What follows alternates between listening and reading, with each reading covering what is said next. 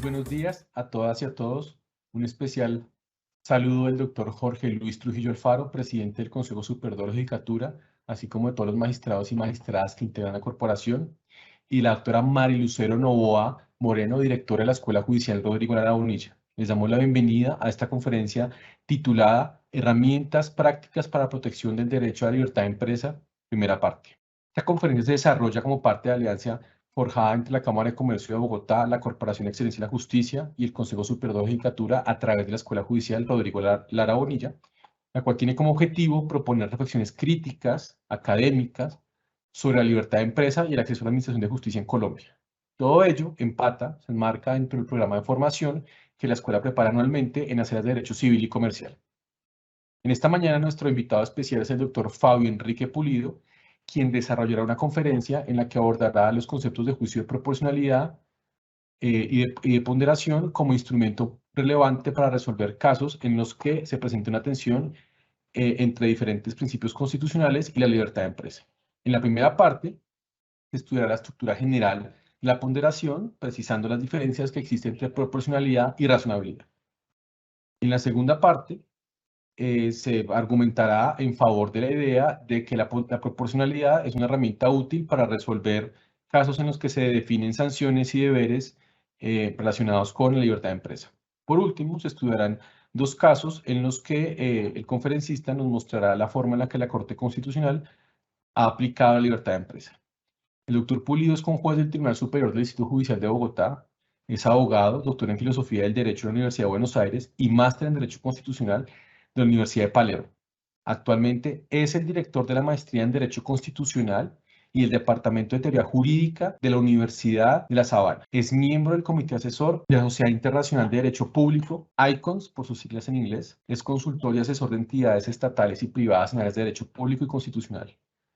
Asimismo, es investigador senior del Ministerio de Ciencia, Tecnología e Innovación de la República de Colombia. Doctor Fabio Enrique Pulido, es un gusto tenerlo entre nosotros. Tiene usted el uso de la palabra. Bueno, buenos días. Muchas gracias por la invitación. En primer lugar, agradezco a la doctora Mari Lucero Novoa, directora de la Escuela Judicial, y un saludo al doctor Jorge Luis Trujillo Alfaro, el presidente del Consejo Superior de la Judicatura, y a todos los servidores y servidoras judiciales y demás personas que se conectan a esta conferencia. Bueno, como se decía en la presentación, el propósito de esta conferencia es presentar la utilidad que tiene el principio de proporcionalidad y razonabilidad como herramienta para analizar casos de libertad de empresa. La presentación se va a dividir en tres partes, como también se decía. La primera parte voy a presentar las características generales de la ponderación, del principio de proporcionalidad y del principio de razonabilidad, y la estructura del juicio de proporcionalidad y razonabilidad. Luego voy a analizar un par de cuestiones sobre el derecho de la libertad de empresa, para por último analizar algunos casos de libertad de empresa y la importancia o la utilidad que podría tener el principio de proporcionalidad. Haré algunas menciones críticas de unos casos de la Corte Constitucional que vamos a presentar. Muy bien. Para hacer un poco más sencilla, sobre todo la primera parte de la presentación, voy a utilizar una hoja en Word que me sirve de guía para esta presentación. Muy bien. Entonces, lo primero que tenemos que ver es en dónde se enmarca esto del principio de proporcionalidad y el principio de razonabilidad. Esto se enmarca en un tema más general que es la ponderación, como un método de interpretación jurídica, una técnica de argumentación jurídica. ¿Qué es la ponderación? ¿Qué es la ponderación? Sobre esta cuestión, en realidad hay muchas discusiones, pero para los propósitos de esta conferencia voy a entender que la ponderación es una estructura argumentativa. Una estructura argumentativa significa que es simplemente una forma de construir o de organizar premisas y conclusiones. Por eso acá pongo como una estructura de construir premisas y conclusiones, que sirve para justificar la relación de precedencia entre principios. Quiero notar o quiero resaltar acá que es una estructura, es decir, la estructura de la ponderación y por lo tanto lo que vamos a ver más adelante, el juicio de proporcionalidad y el juicio de razonabilidad, no asegura la corrección material de un razonamiento jurídico, es simplemente una forma de presentar de forma lógica o estructural el argumento. Es un método, si se quiere, para hacer una ponderación, o sea, establecer cuál principio, por eso acá pongo, cuál principio pesa más a la luz de un caso concreto, a la luz de un caso concreto. Otra anotación preliminar importante es qué se entiende por principios. Como ustedes saben, también en teoría jurídica se diferencia entre dos tipos de normas, principios y reglas.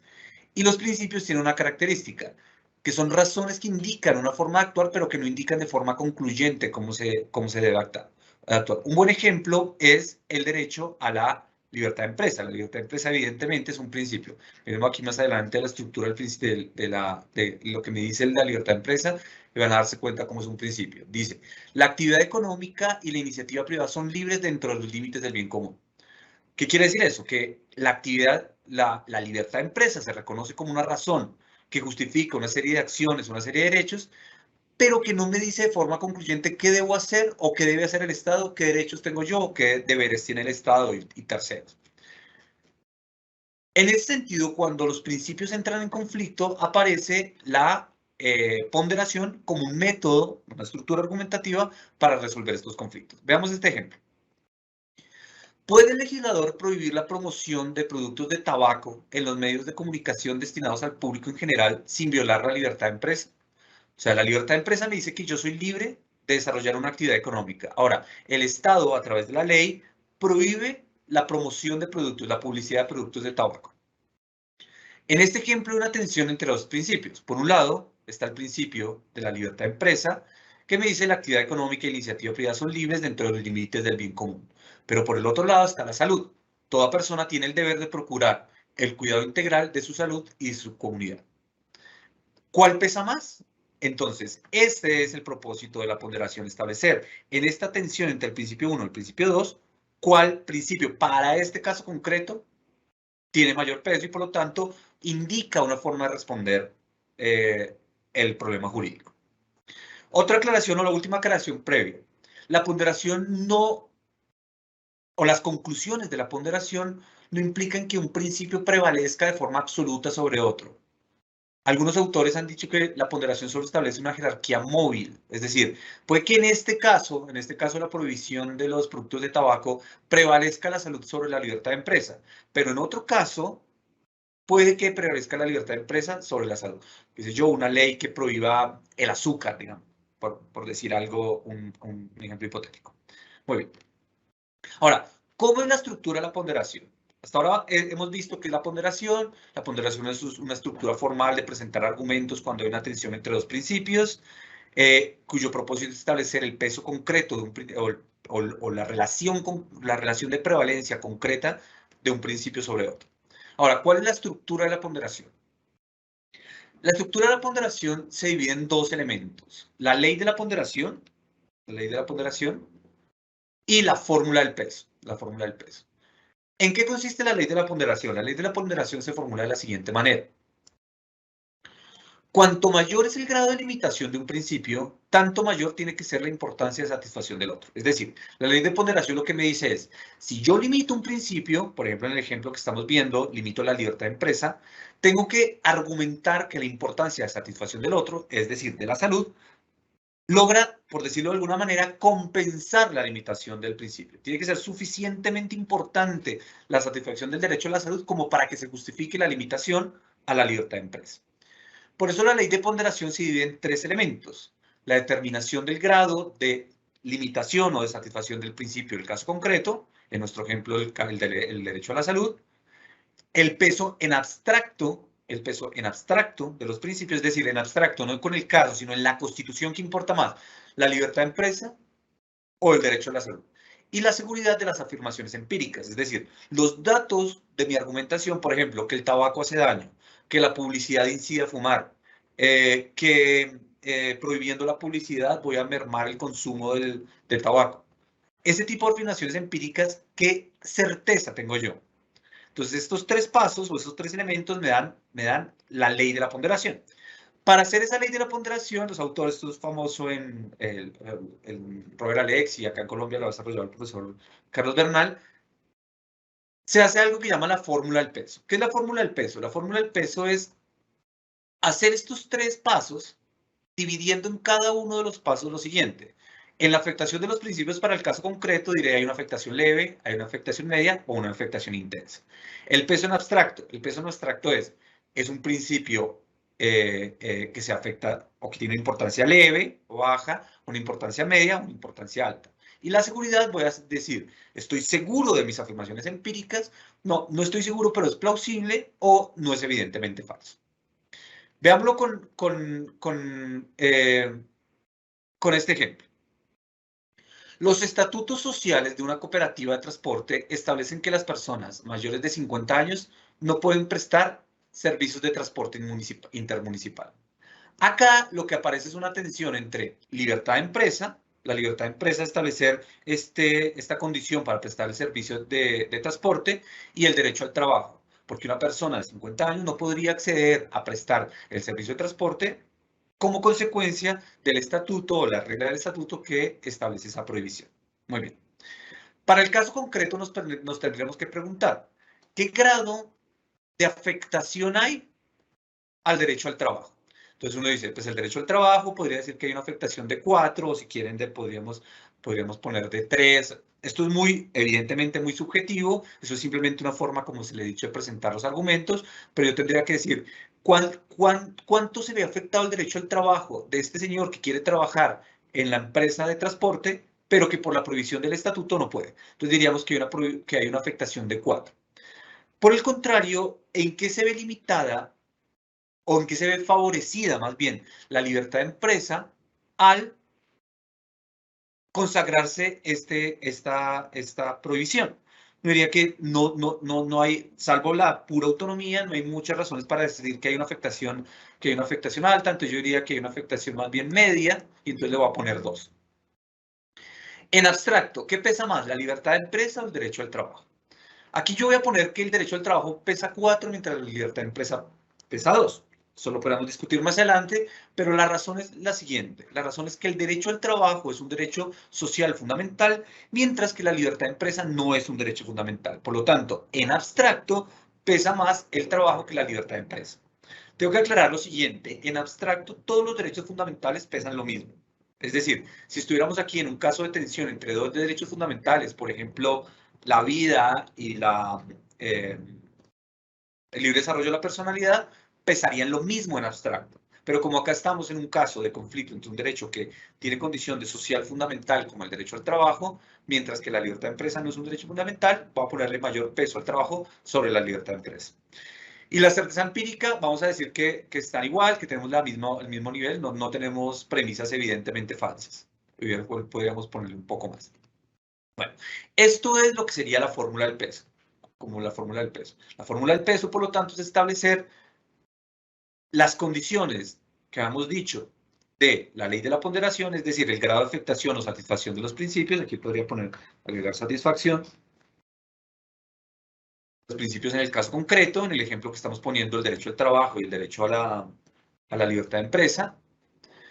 La definición del peso en abstracto de los principios y la seguridad de las afirmaciones empíricas. Para este caso, de acuerdo con la ponderación que estamos haciendo en el ejemplo, habría una decisión a favor del trabajador y por lo tanto diríamos que el estatuto viola el derecho al trabajo y por lo tanto se debería modificar el estatuto. Bueno, muy bien. Ahora, para concretar el principio, todo este principio, toda esta estructura de la ponderación, la técnica constitucional ha desarrollado dos principios o dos test, dos metodologías para desarrollar la ponderación. Una se llama el juicio de proporcionalidad y la segunda la vamos a llamar juicio de razonabilidad. Vamos a estudiar brevemente cada uno de ellos. Entonces, el juicio de proporcionalidad se divide en 4 pasos. El juicio de proporcionalidad se pregunta primero por la finalidad de la medida, segundo por la idoneidad de la medida. La finalidad de la medida evidentemente es el propósito que busca la medida que estamos analizando. La idoneidad se refiere a la relación que existe entre la medida y el fin. Y la necesidad se refiere a si no existe una medida que sea evidentemente menos restrictiva. Es decir, que la autoridad no tenga a su disposición una medida que sea igual de conducente a ese fin, pero que no afecte de la misma manera el derecho. Y por último, la ponderación en estricto sentido.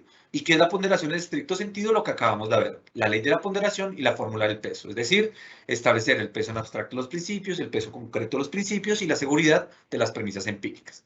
Hagamos este juicio de proporcionalidad con el caso que habíamos planteado al principio.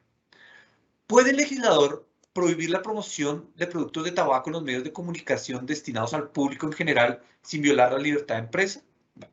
¿Cuál es la finalidad de la medida? La finalidad de la medida, evidentemente, es la protección al derecho a la salud. Es decir, se piensa que con esta medida, la de prohibir la promoción de productos de tabaco, se logra proteger de alguna manera el derecho a la salud, mermando el consumo de tabaco, evitando que gente acceda o estimular el consumo del tabaco. Y de esa manera protejo el derecho a la salud. Muy bien. Entonces, la finalidad de la medida es el derecho a la salud, el principio 2. Voy a subrayarlo acá. La idoneidad. Tendríamos que preguntarnos ¿existe una relación de adecuación, una relación, voy a poner aquí una relación racional entre la medida y el principio 2? Es decir, si el Estado prohíbe la publicidad del tabaco, ¿se logra reducir el consumo de tabaco? Yo ahí tengo que responder sí o no. Vamos a asumir que sí, que evidentemente, pues si la publicidad, el propósito de la publicidad es hacer que las personas consuman un producto, pues si se prohíbe la publicidad de este producto, pues se va a consumir menos. Entonces uno diría, en este caso hay una relación de idoneidad. La necesidad es, ¿existe otra medida evidentemente menos restrictiva? Entonces uno diría, habría otra medida más restrictiva, sería prohibir el tabaco. Entonces, prohibiendo el tabaco, evidentemente la gente fumaría menos. Pero esta medida, la prohibición del tabaco, el consumo del tabaco o de la producción de tabaco sería más restrictiva, no menos restrictiva. Entonces uno diría, no existe, esta medida pareciera que no existe otra medida evidente, que resulte evidentemente menos restrictiva. Por lo menos resulta racional la decisión de prohibir la publicidad en vez de prohibir el consumo o la producción. Y luego iríamos a la ponderación en estricto sentido. La ponderación en estricto sentido, como les decía, entonces es la ley de la ponderación a través de la fórmula del peso. Aquí lo que existe es una tensión entre libertad de empresa y salud. Veamos cómo sería hipotéticamente esta proporcional en estricto sentido. En concreto, ¿cuánto se ve afectada la libertad de empresa con la prohibición de su publicidad? Yo podría decir aquí dos, incluso dos. ¿Por qué? Porque otra vez, se ve una afectación, hay una afectación a la libertad de empresa porque no puede promocionar su producto, pero no es alta, no es al máximo porque al final de cuentas la puede producir, la puede vender y la puede ofertar en el mercado. Aquí me equivoqué, aquí no sería el derecho al trabajo, aquí sería derecho a la salud. La otra parte, el derecho a la salud. ¿Cuánto se ve beneficiado el derecho a la salud con la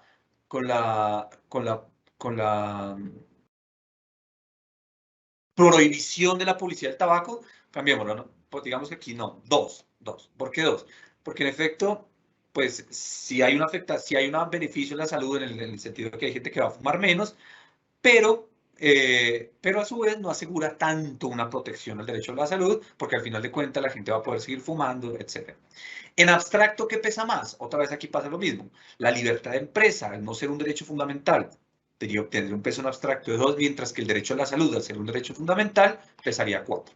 Y la certeza empírica, digamos que aquí tendríamos que discutir la validez empírica de algunas afirmaciones, como por ejemplo que la publicidad en efecto lleva a fumar, que la prohibición de publicidad va a hacer que la gente fume menos. Por ejemplo, un argumento general para la publicidad es que evita el primer consumo.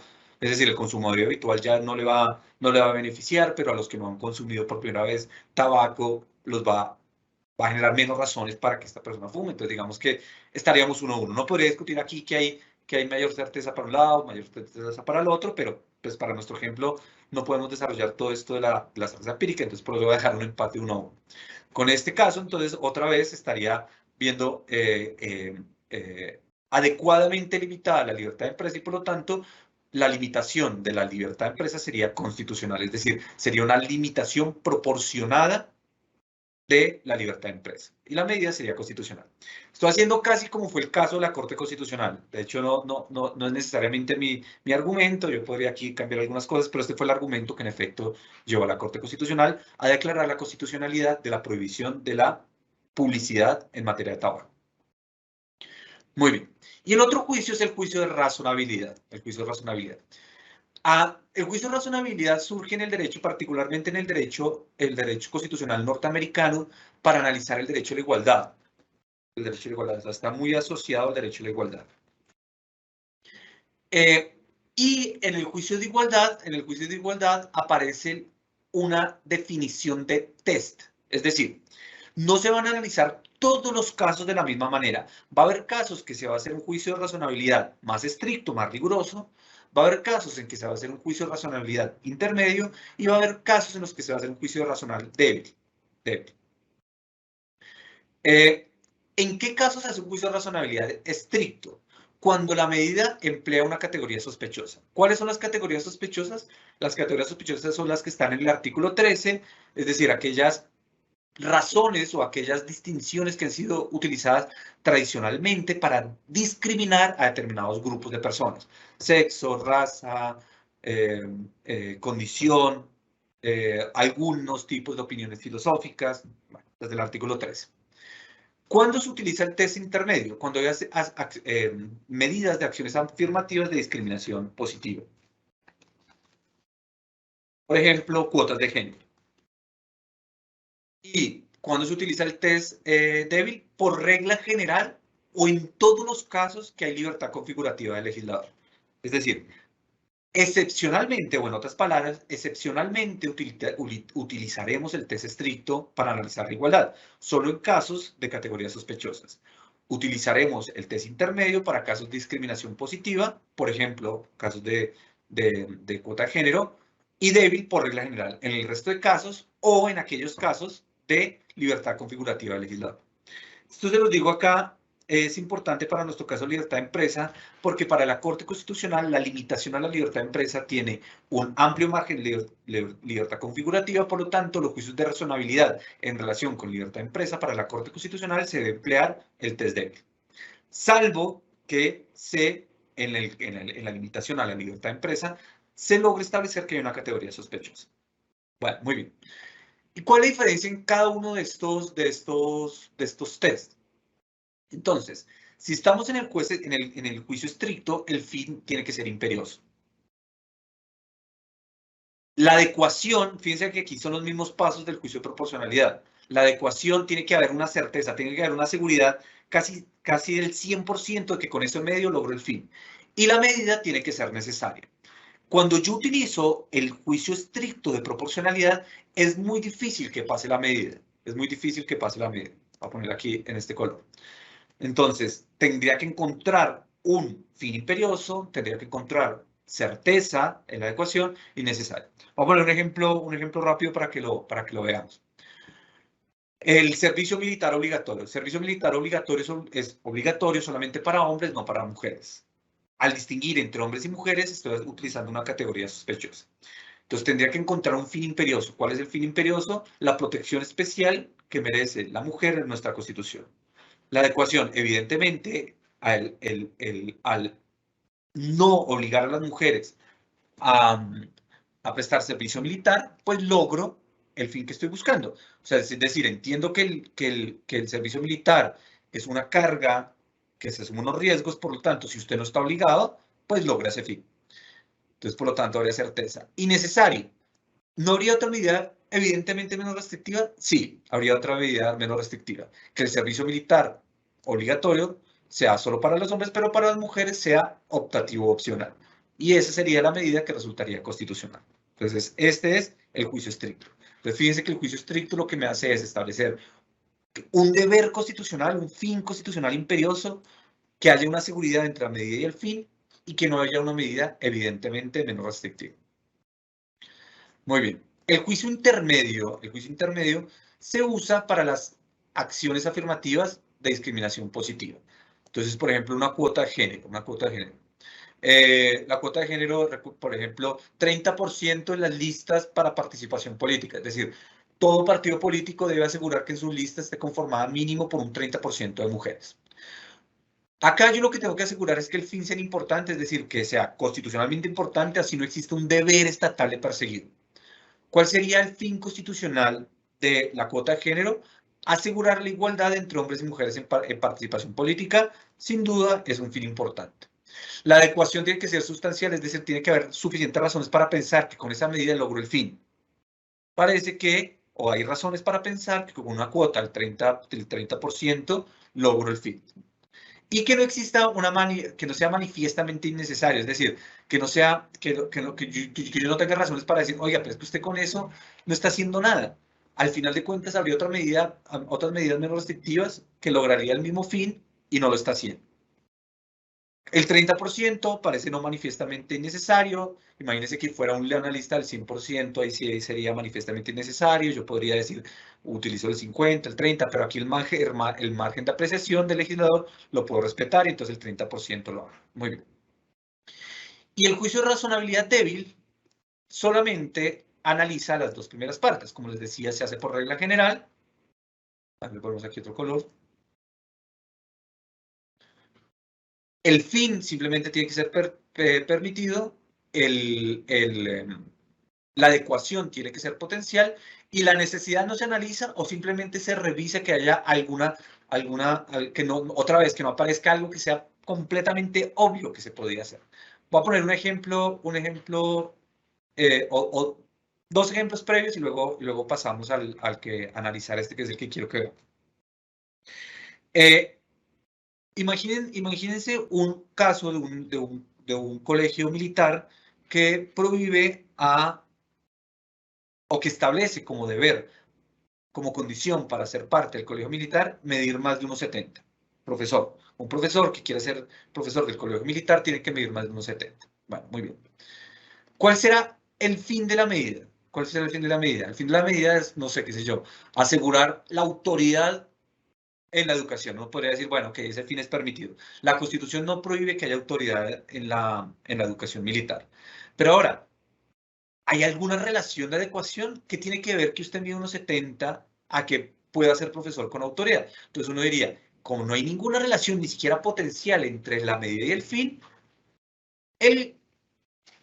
la medida no tiene una adecuación potencial, por lo tanto se caería por razonabilidad. Sería un ejemplo muy sencillo. Ahora analicemos este caso. Los socios, este es un caso real que ya resolvió la Corte, los socios de las empresas de vigilancia y seguridad privada deberán ser personas naturales de nacionalidad colombiana. Entonces acá lo que se debería analizar está diciendo dos distinciones. Primero, que para ser socios de empresas de vigilancia tiene que ser personas naturales. Es decir, excluye a las personas jurídicas como socios de las empresas de vigilancia. Y segundo, tiene que ser de nacionalidad colombiana. Muy bien. La primera distinción, personas naturales y no personas jurídicas. ¿Eso es una categoría sospechosa? No.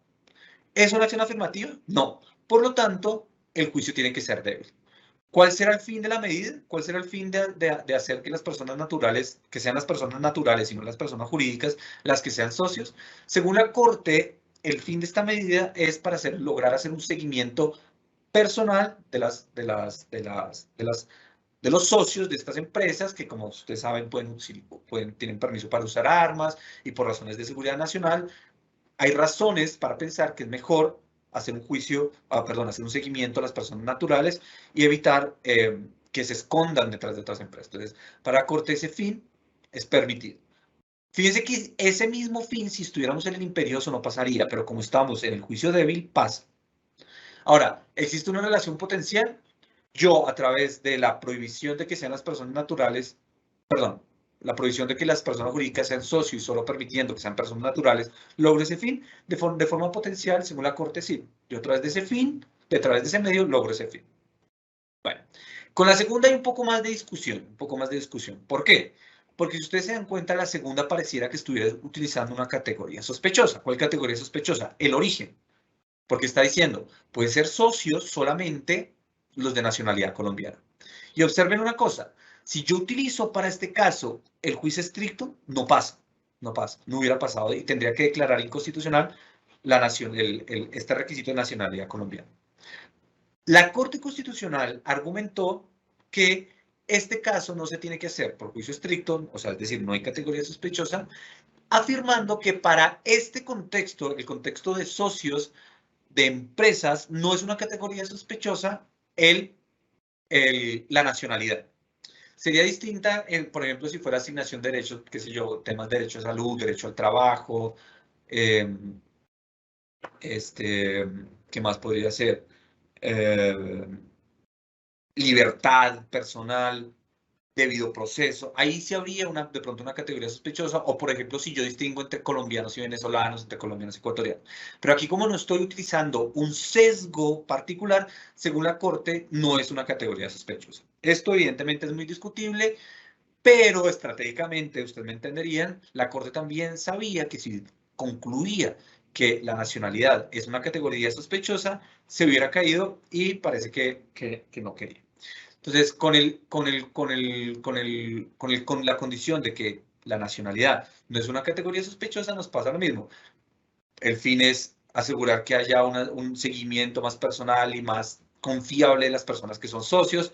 Si son extranjeros, pues no los puedo hacer un seguimiento y entonces no lograría el fin. Y el fin sería, y la adecuación sería potencial. A través de ese medio puedo lograr ese fin. Muy bien. Hasta ahí es la presentación de los dos juicios. El juicio de proporcionalidad y el juicio de ponderación. No voy a alcanzar, no voy a explicar algo que ha hecho la Corte más o menos desde hace unos 10 o 15 años y es unir los dos juicios. La Corte ha unido los dos juicios en un juicio que ella llama el juicio integrado de proporcionalidad. Y lo que hace es mezclar las condiciones del juicio de razonabilidad con los juicios de proporcionalidad. Pero creo que con esta explicación ustedes entenderían o cuando puedan ver algunos casos en que se aplica el juicio integrado, lo que hace es unir las dos metodologías. Muy bien, ahora bajemos un poco o limitémonos un poco al derecho a la libertad de empresa. Bueno, el derecho a la libertad de empresa está reconocido en nuestra Constitución en el artículo 333. ¿Cuáles son los elementos más importantes que quisiera destacar del artículo 333? Lo primero es que se reconoce la libertad de empresa como el derecho a realizar una actividad económica de forma libre, con iniciativa privada, pero desde el inicio se dice dentro de los límites del bien común. Dentro de los límites del bien común. Pero desde el principio también la Constitución dice, esos límites solo los tiene que hacer la ley. Esto es importantísimo en relación con la libertad de empresa. Es decir, la libertad de empresa, como vamos a ver ahora, no es un derecho fundamental. Es decir, no tiene las condiciones de fundamentalidad de otras libertades, como el libre desarrollo de la personalidad, como la libertad de culto, como la libertad de conciencia, como la libertad personal.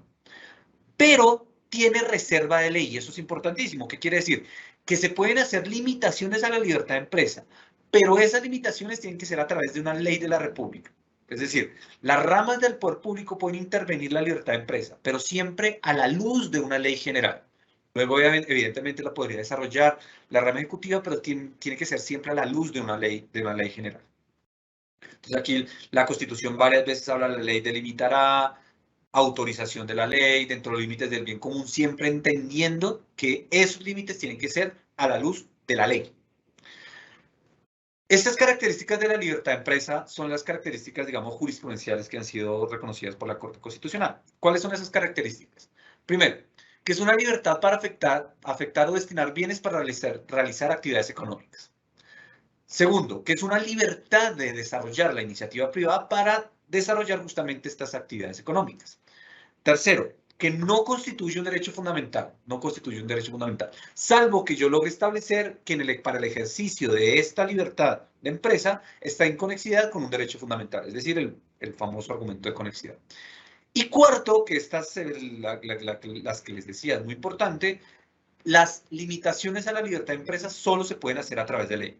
Esto es importante porque esto significa que el Ejecutivo, a ningún sector, es decir, ni el presidente, ni los alcaldes, ni los consejos, ni los ministerios, ni las superintendencias, pueden hacer limitaciones a la libertad de empresa, sino conforme a una ley previa.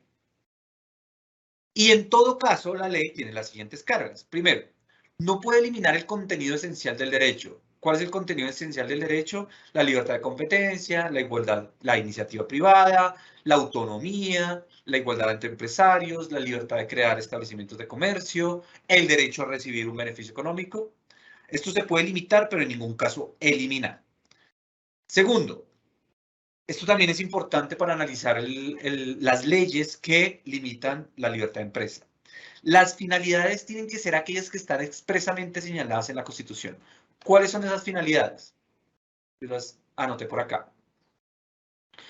Miren, la ley delimitará el alcance de la libertad económica cuando así lo exigen el interés social, el ambiente sano o el patrimonio cultural de la nación, o el derecho a la salud, como hemos visto. Pero para poder limitar la libertad de empresa, tengo que encontrar un fin constitucional. Es decir, no simplemente tiene que ser un fin permitido, como habíamos visto, sino que el fin para limitar la libertad de empresa tiene que ser un fin importante para la Constitución. Es decir, el juicio de proporcionalidad o el juicio de razonabilidad de la libertad de empresa adquiere un matiz que no tienen otros derechos. Es decir, generalmente se va a hacer un juicio básico o débil,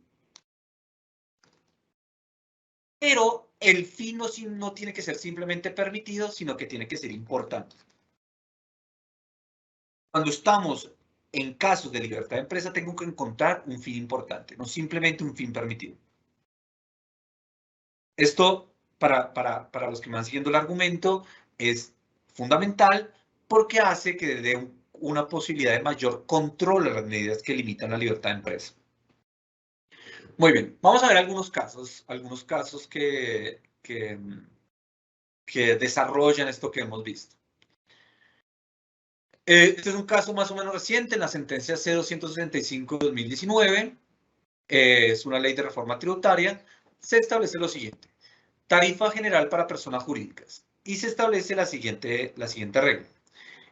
El cambio en la composición accionaria de estas sociedades con posterioridad a la entrada en vigencia de la presente ley implica la pérdida del tratamiento preferencial y se someten a la tarifa general prevista. Es decir, si hay un cambio en la composición accionaria, se pierde un beneficio tributario. Miren el problema jurídico. ¿Puede el legislador establecer que las empresas beneficiarias del régimen preferencial en materia de impuesto a renta perderán el beneficio impositivo si se configura un cambio en su composición accionaria sin violar la libertad de empresa? Fíjense el argumento es, mire, usted se está metiendo en la autonomía de la libertad de empresa. ¿Por qué? Porque si hay un cambio en la composición accionaria que evidentemente hace parte del núcleo de la libertad de empresa, usted está quitando un beneficio tributario solo por ese cambio accionario. La Corte Constitucional, a través de un juicio de proporcionalidad básico, un juicio integrado de proporcionalidad básico, concluye que no hay una violación a la libertad de empresa, y miren cómo argumenta en relación con lo que hemos visto. La causal de la pérdida del beneficio de pago progresivo del impuesto de renta establecido en el régimen de transición para las sociedades que cambian su composición accionaria persigue una finalidad legítima en términos constitucionales, ya que busca fortalecer el régimen tributario. Es decir, para la Corte, fortalecer el régimen tributario es un principio constitucional importante que justifica una limitación a la libertad de empresa. Particularmente la redistribución de la carga impositiva en términos de equidad horizontal y vertical que permite superar el bajo nivel de recaudo. Miren que aquí se ve claramente en esta primera parte del argumento cómo analiza la finalidad, y ya aquí en esta segunda parte del argumento está argumentando la adecuación. O sea, para la Corte en esta segunda parte es adecuado esta restricción para lograr mayor recaudo. De igual manera, la medida pretende combatir la evasión y la elusión fiscal generada por el abuso de este régimen preferencial por parte de los agentes económicos. Acá estamos encontrando otro fin, la evasión fiscal. Es decir, para la Corte la evasión fiscal es un fin importante que justifica la limitación a la libertad de empresa, según este caso. Y finalmente tiene como objetivo prevenir el ejercicio arbitrario de la libertad de empresa mediante la constitución artificiosa de sociedades cubiertas por el régimen de progresividad para su posterior regeneración de sus beneficios. Aquí encuentra otro fin. La causal de pérdida del beneficio de progresividad en el pago de impuestos sobre la renta para las sociedades que cambien su composición accionaria no se encuentra prohibido. Es una medida que permite a la administración luchar contra el abuso, la evasión y la elusión. Fíjense que aquí vuelve con el argumento de adecuación, es decir, la relación racional entre el medio y el fin. Estoy poniendo aquí en amarillito. Esto sería otro argumento de adecuación. Recuerden que en un juicio básico solamente se mira que hay potencial y para la Corte es potencial que a través de esta medida se logra luchar contra el abuso, la evasión y la elusión fiscal. Mediante la verificación objetiva de cambios sustanciales en la composición accionaria de las sociedades beneficiarias del régimen de transición, lo que permite el aumento del recaudo fiscal, representando mayores recursos para el cumplimiento de los fines del Estado. Bueno, aquí la Corte con estos tres argumentos concluye que la medida es razonable. Es decir, se cumplen las condiciones de la restricción a la libertad de empresa. Es decir, no se elimina el contenido esencial del derecho, se buscan finalidades importantes constitucionalmente y son conformes al principio de razonabilidad y proporcionalidad. ¿Por qué son conformes al principio de razonabilidad y proporcionalidad? Nuevamente, ¿por qué? Porque tiene un fin importante, hay adecuación y es necesaria, por lo menos hay una relación necesaria de... No hay una medida evidentemente menos restrictiva. Y en todo caso, como es un juicio básico, la necesidad no se analiza o se analiza de forma débil. Muy bien. El siguiente caso que quisiera que viéramos es el caso de las empresas unipersonales. Es un caso bastante viejo, pero que muestra también cómo se aplicó el principio de proporcionalidad y de razonabilidad para analizar. En la ley 222 se establece el titular de la empresa unipersonal no puede contratar con esta, ni tampoco podrá hacerlo entre sí empresas unipersonales constituidas por el mismo titular. Tales actos serán ineficaces de pleno derecho. El problema jurídico. ¿Puede el legislador prohibir a los empresarios unipersonales contratar con sus empresas y a las empresas unipersonales de un mismo titular contratar entre sí? Similar el derecho a la libertad de empresa. Un elemento de la libertad de empresa es el derecho de contratar, el derecho de contratación. Evidentemente, el artículo 375 está limitando el derecho de contratación del titular de la empresa unipersonal porque no puede contratar con su propia empresa o con empresas unipersonales que él sea el titular. Entonces, vamos a ver qué argumentó la Corte. Entonces, miren, la norma acusada busca entonces objetivos constitucionalmente válidos como son asegurar la transparencia de los mercados y evitar la defraudación de terceros. Ahí la Corte evidentemente encontró un fin importante que es la transparencia de los mercados, que hace parte en sí mismo de la libertad de empresa, el derecho a la competencia libre, etc. Y luego encuentra que esa medida es adecuada para ese fin. La medida es entonces adecuada para proteger la transparencia del mercado y de los derechos de terceros. En efecto, no es ajeno a nuestra realidad el gran número de defraudaciones a terceros y acreedores producto de sociedades pluripersonales de fachada, incluso cuando de ellas se presume que existe una mayor garantía de protección para terceros al contar con una voluntad social mucho más decantada en cuanto emana de una pluralidad de individuos. En tales circunstancias, no es absurdo pensar que empresas como la unipersonal, donde la voluntad social es igual a la voluntad individual ante la ausencia de otros sujetos que concurran en la formación de la decisión, pueden facilitar ciertas transacciones en favor de los intereses del socio y en detrimento de los derechos de terceros. Es decir, la Corte encuentra que hay una relación de adecuación racional entre prohibir la contratación de empresas unipersonales del mismo titular o el titular con la unipersonal para evitar la defraudación de terceros. Hay razones que justifican esa restricción y que son adecuadas para ese fin.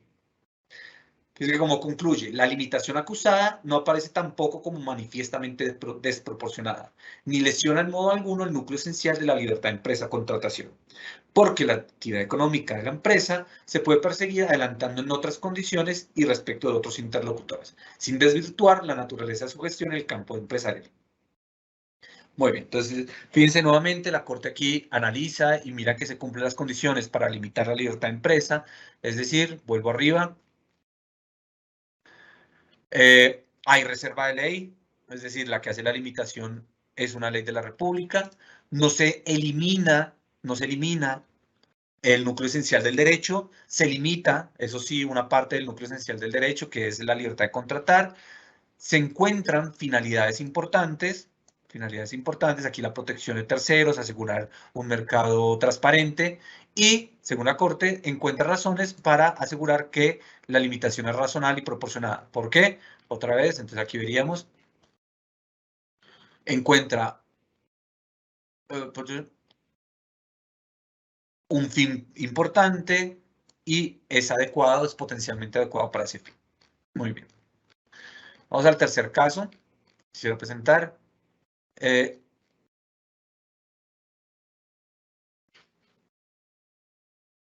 Este tercer caso es un caso bastante complejo, pero por eso lo quise dejar para el final. Este caso, esta sentencia C-125-2019, es una sentencia que analiza dos facultades o unas facultades que se le dan a las superintendencias para practicar pruebas en visitas de inspección y vigilancia a las empresas. Miren lo que se analiza. El artículo 59 de la ley 1480 del Estatuto del Consumidor establece: la SIC podrá practicar visitas de inspección así como cualquier otra prueba consagrada en la ley. Es decir, que en una visita de inspección y vigilancia, la SIC puede practicar cualquier prueba. Esto ya suena raro porque diría, bueno, entonces puede allanar, puede registrar documentos privados, puede secuestrar o llevarse bienes de la empresa para revisarlos. Bueno, ya se imaginarán todo lo que podría hacer si puede practicar cualquier prueba. Lo mismo ocurre con la ley de 1778, que le da facultades a la Superintendencia de Sociedades en casos de corrupción, investigación de corrupción, dice: realizar visitas de inspección, decretar y practicar pruebas y recaudar toda información conducente. Y solicitar el suministro de datos, informes, libros y papeles de comercio. Es decir, aquí pasa lo mismo en los dos casos. Pareciera que le está dando una potestad a las superintendencias para practicar cualquier tipo de prueba en sus funciones de inspección y vigilancia. En esa sentencia se formularon o se pueden encontrar tres problemas jurídicos. Entonces, mírenlos como los formulo yo. Viola el legislador el derecho a la intimidad y el debido proceso al no prever de manera específica a: las pruebas cuya práctica pueden ordenar las superintendencias, el procedimiento que resulta aplicable, la información que puede ser solicitada, los medios de control que son procedentes y las reglas aplicables a las visitas. Es decir, aquí el problema lo hicieron un poco más general, pero lo podemos reducir. Se viola el derecho a la intimidad y el debido proceso de las empresas y, por lo tanto, su libertad de empresa, porque puede la SIC practicar cualquier prueba. Eso no sería contrario incluso al debido proceso. Viola el legislador el derecho a la intimidad y a la inviolabilidad del domicilio de facultar a las superintendencias para practicar cualquier prueba. Y viola el derecho a la intimidad y el debido proceso de otorgar a las superintendencias de sociedades, imponer multas a las personas jurídicas que impidan a los funcionarios acceder a sus archivos. Esto está en la última parte de la ley, del artículo 21 de la ley 1778. Entonces, fíjense que ahí podríamos reducirlo a dos problemas. Por un lado, si es violatorio de los derechos de las empresas que las superintendencias, sin orden judicial, practiquen visitas, secuestren información, practiquen cualquier prueba sin reglas procedimentales para practicar esa prueba y sin orden judicial, reitero. Y por otro lado, si la Superintendencia de Sociedades puede imponer multas cuando los funcionarios impidan acceder a archivos. Eso sería contrario también a la libertad de la empresa, porque yo justamente estoy protegiendo mis archivos como empresario. Entonces yo diría, no, pues denme una orden judicial y entonces ahí sí lo haría. Entonces, ¿por qué se justificaría la sanción? Muy bien, para analizar este caso, además de la libertad de empresa, quisiera que viéramos este artículo 15 que es clave. El artículo 15 es el artículo que reconoce el derecho a la intimidad. Entonces dice, todas las personas tienen derecho a su intimidad personal. Y acá hay una parte importante del derecho a la intimidad. Miren, esta parte. Para efectos tributarios o judiciales y para los casos de inspección y vigilancia, el Estado podrá exigir presentación de libros de contabilidad y demás documentos privados. Es decir, la propia Constitución parece que autoriza al Estado, en este caso a las superintendencias, porque son casos de inspección y vigilancia, para que exija la presentación de libros de contabilidad y demás documentos privados. Pero ahora lo que habría que pensar es qué se entiende acá por documentos privados. Documentos privados es cualquier información privada que esté dentro de la empresa o qué se debe entender por documentos privados. Entonces, fíjese que la Corte Constitucional, para responder a estas cuestiones, utiliza acá nuevamente los criterios del juicio de proporcionalidad y razonabilidad. Primero, por necesidad. No puede entenderse una potestad discrecional para la práctica de pruebas. Solo se pueden utilizar las competencias probatorias mencionadas. Las competencias probatorias de la superintendencia deben ejercerse a la luz de lo dispuesto por el CEPACA y el Código General del Proceso. Es decir, en control medio menos lesivo. Es decir, ¿cuáles medios de prueba no puedo utilizar? No puedo utilizar, por ejemplo, no puedo hacer allanamientos, no puedo hacer secuestros, bueno, secuestros de materia de información privada, que no estén dentro de los medios probatorios dispuestos en el CEPAC. Y segundo, en todo caso, la superintendencia únicamente puede practicar pruebas que estén relacionadas con el fin de la investigación. Aquí piensen en el siguiente caso. El siguiente caso es, si llega la SIC a una empresa, puede secuestrar un celular, puede ver la información que hay dentro de un celular. Entonces uno podría decir, si es un celular personal, evidentemente no. Si es un celular de la empresa, posiblemente sí, pero en todo caso tiene que demostrar que existe una conexidad entre que revise información y la investigación que está haciendo. Esto es muy problemático en el desarrollo de esta sentencia. La sentencia no aclara nada al respecto. En todo caso, fíjense lo que dice. ¿Puede practicar cualquier tipo de prueba? No, no puede practicar cualquier tipo de prueba. Es decir, no puede practicar allanamientos, interceptación de comunicaciones, ni registro de documentos privados. Solamente documentos privados de la empresa, del objeto de la empresa, es decir, del desarrollo económico de la empresa. Por eso, la superintendencia únicamente puede practicar las pruebas contenidas en el CEPACA y en el Código General del Proceso. Ni el registro, ni la interceptación de correspondencia, ni el allanamiento se prevén específicamente con medios de prueba del Código General del Proceso o el CEPACA. Sin embargo, aquí la Corte abre una puerta. En las visitas de inspección y vigilancia se permite la revisión, búsqueda y retención de documentos. Documentos, siempre y cuando sean documentos que contengan información relacionada con la actividad mercantil. Aquí fíjense cómo aparece el principio de idoneidad. Vamos a ponerlo acá.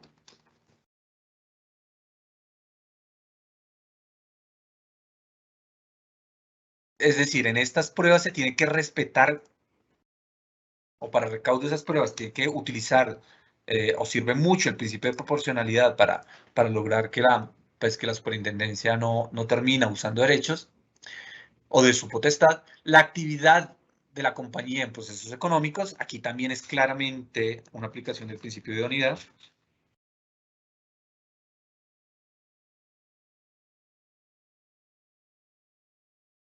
Tercero, el ingreso de funcionarios a la superintendencia al domicilio corporativo se autoriza siempre y cuando tenga una relación de conexidad con el ejercicio de las funciones y para la investigación que está haciendo. Nuevamente, el principio de idoneidad. Entonces, fíjense cómo el principio de idoneidad y de necesidad sirve para ver los derechos o para ver las garantías que tienen las empresas en los casos de inspección y vigilancia. Porque, reitero, en los casos de inspección y vigilancia en desarrollo del artículo 15 le da un poder, diríamos, un poco muy fuerte a la superintendencia para recaudar pruebas. Y acá viene una cuestión que yo creo que la Corte evidentemente se equivoca. Dice que la sanción, miren lo que dice, la diligencia del allanamiento y registro del domicilio ha sido definida como el ingreso de las autoridades a un bien público o privado, incluso contra la voluntad del titular. Y lo que dice es, pero es que aquí no es contra la voluntad del titular, es con la voluntad del titular. La posibilidad de realizar la diligencia en contra de la voluntad del dueño es un elemento esencial de su definición. Al respecto, la Corte considera importante resaltar que las disposiciones demandadas no autorizan que en contra de la voluntad del investigado pueda realizarse la inspección.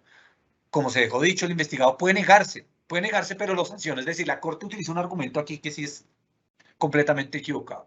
Lo que dice es, yo no allano en contra de la voluntad del investigado, porque el investigado puede decirme que no, pero si me dice que no, lo sanciono.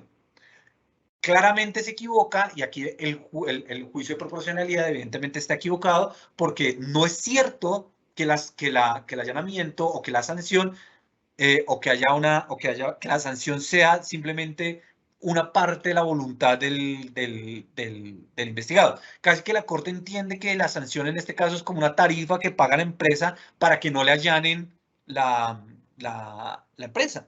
Y eso evidentemente no es cierto y como consecuencia de ese error el juicio de proporcionalidad se equivoca.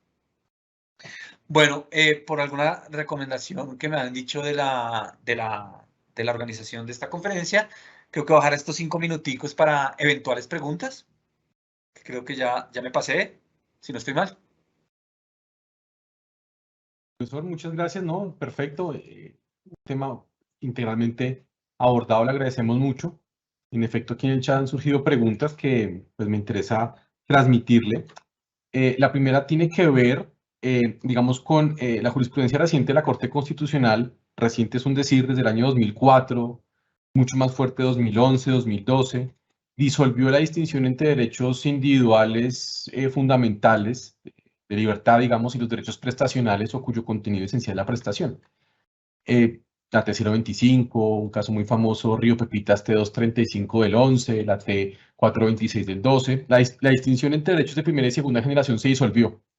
Y hay una nueva conceptualización sobre derecho fundamental, que tiene que ver más con la relación con la dignidad humana, si es posible que una pretensión se pueda traducir en un derecho subjetivo y si hay un consenso amplio jurisprudencial, doctrinario o internacional en que determinada pretensión es un derecho fundamental. Por esa vía, insisto, se disolvió la distinción entre derecho individual y derecho prestacional y, como diría la Corte, resultó inoficiosa o equivocada la categoría de conexidad. El mejor ejemplo de eso es que la forma de reto a alguien a que encuentre una sentencia de la Corte de los últimos 15 años en los que use conexidad para proteger un derecho a la salud, a la seguridad social, no es directamente, es un derecho fundamental por otros motivos. En ese contexto, me interesa, en ese contexto jurisprudencial, digamos, del presente en vigor en la Corte, me interesa preguntarle si el derecho a la libertad de empresa es un derecho fundamental conforme el presente en vigor de la Corte. Bueno, ok, bueno, muy interesante. A ver, yo empezaría lo primero. Bueno, yo creo que primero voy a presentar lo que ha dicho la Corte. En efecto, la Corte ha desvirtuado un poco la distinción entre derechos sociales y derechos fundamentales, pero particularmente con temas de derecho a la salud, vivienda digna y educación. Educación, esos 3 derechos son los que, bueno, también trabajo, mentiras, trabajo. Hay otros casos que todavía sigue estando esta diferencia, por ejemplo, en seguridad social. En seguridad social sí ha habido todavía recientes casos en que la seguridad social se entiende un derecho social y exige conexidad. Exige conexidad. Tanto, por ejemplo, en estos casos del año pasado y antepasado en los que se cambió un precedente de la Corte Constitucional en materia de indexación de primera mesada pensional. Entonces, en materia de seguridad social y tema de pensiones, sí ha seguido argumentando el conexidad. Es verdad que con temas de salud, algunos casos de vivienda, pero eso sobre todo salud, vivienda digna y educación. Y sobre todo salud. Ahora, eso es lo que ha hecho la Corte. Ahora, ¿qué pienso yo? Yo pienso que la diferencia entre derechos sociales y derechos fundamentales sigue existiendo. Y que sigue existiendo la diferencia entre obligaciones prestacionales y obligaciones no prestacionales. Lo que dice la Corte es más bien que no importa que sea un derecho social o que no importa que sea un derecho prestacional y que procede el amparo, o sea, la acción de tutela. Es decir, realmente el argumento de la Corte no es un argumento ontológico entre diferenciar derechos, sino un argumento de procedimiento para exigir el derecho. La diferencia sigue existiendo, sino que procede la acción de tutela para reclamar la salud, procede la acción de tutela para reclamar el derecho a la vivienda digna. Pero la diferencia entre derechos sociales y derechos fundamentales existe, porque es una diferencia en la estructura misma del derecho. Ahora, es verdad que tampoco la diferencia entre derechos fundamentales y derechos sociales es por el nombre del derecho, es decir, habrá dimensiones del derecho a la salud que son fundamentales y habrá dimensiones que son sociales y habrá incluso dimensiones que son colectivas y habrá, bueno, lo mismo pasa con todos los derechos, con todos los derechos. Entonces, eso es como para poner el punto un poco más general. eso tiene consecuencias incluso negativas para la misma protección al derecho. O sea, usted no puede, creo que en un sentido sistemático volver todos los derechos fundamentales es problemático incluso para los propios derechos fundamentales. Porque si todos los derechos se vuelven fundamentales, va a haber un déficit de protección de los derechos fundamentales. Pero eso es un tema larguísimo que nos demoraríamos un montón discutiendo. Ahora, en relación con el derecho a la libertad de empresa, en efecto la Corte sí sigue diciendo que no es fundamental, tampoco dice que es social, Fíjese que usted en todos los casos de la libertad de empresa lo que dice es que es un derecho importante que hace parte del modelo económico y que no es fundamental, que es un derecho que hace parte que es un derecho económico, no podría decir, claro, pues si es un derecho económico sería un derecho social, económico, está allá, pero sobre este derecho, en efecto, no lo ha vuelto fundamental. Pero me gustó la pregunta en el sentido que pone en tensión la misma teoría de la Corte. La teoría de la Corte es, bueno, usted ya me ha hecho perder la distinción entre derechos sociales y derechos fundamentales para materias de derecho a la salud, educación y vendaina, bueno, también para libertad de empresa. Y ahí yo estaría de acuerdo, es verdad, es verdad. Si yo llevo ese mismo argumento a la libertad de empresa, tiene razón. Ahora, con libertad de empresa, la gran protección de la libertad de empresa está en la reserva de ley. Y en lo que les decía que la libertad de empresa la propia Corte Constitucional ha dicho que los fines que deben tener el legislador para poder limitar la libertad de empresa son fines importantes. Es decir, tiene que argumentar con base en razones constitucionales que logren establecer ese fin. Es decir, no puede ser simple capricho, simples razones de conveniencia pública o política. Yo creo que ahí da unas buenas razones para protección.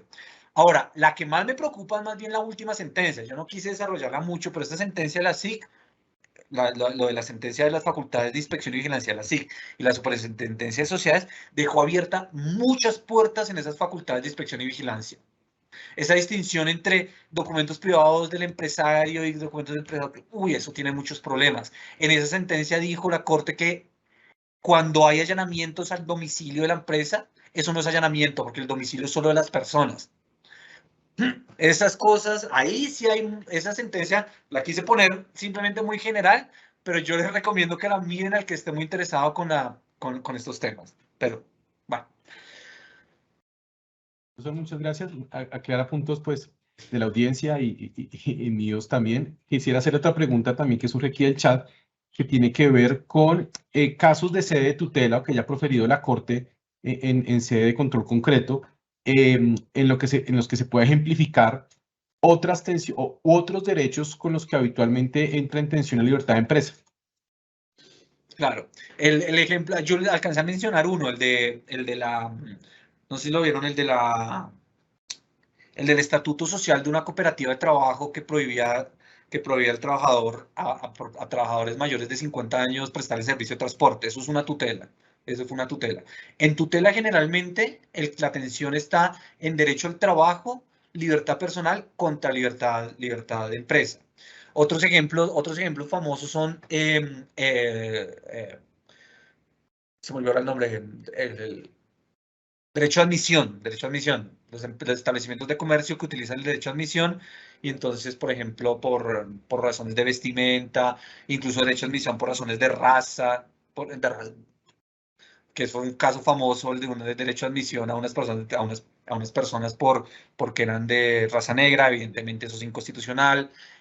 Otros casos por razones de género, por ejemplo, claro que eso es libertad de empresa y también otros derechos, derecho de asociación, unos clubes privados que no permiten que los socios sean mujeres.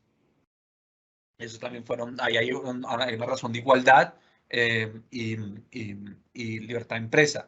Derecho al trabajo, como el caso que les mencionaba del trabajador que no deben trabajar. Entonces, en general son derechos individuales como libre desarrollo de la personalidad, igualdad, que entran en tensión con el derecho a la libertad de empresa y que suelen resolverse a través de tutela. Muchos casos de derecho al trabajo, hay muchos casos de derecho al trabajo. Hay unos casos ahorita que son muy interesantes y es el uso de la potestad de las empresas de utilizar el despido sin justa causa. Es decir, si un empresario, va a utilizarlo de forma un poco brusca, se aburre de un trabajador, puede utilizar la terminación del contrato del trabajo a través de un despido sin justa causa. Y la Corte ahí se ha metido y ha dicho, no, incluso un despido sin justa causa tiene que utilizar el principio de razonabilidad.